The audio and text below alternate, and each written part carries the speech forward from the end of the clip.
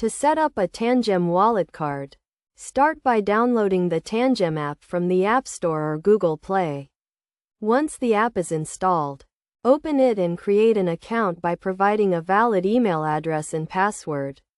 Verify your email address by clicking on the link sent by Tangem.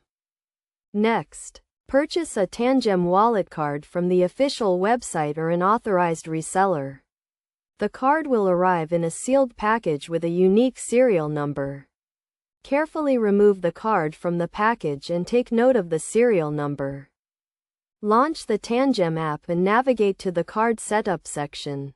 Enter the serial number of your card and follow the in-app instructions to pair the card with your account. This process will link the card to your account and enable you to manage your funds. After pairing the card, set up a PIN code to secure your card. Choose a unique and memorable PIN code to prevent unauthorized access. The PIN code will be required for all transactions and card operations.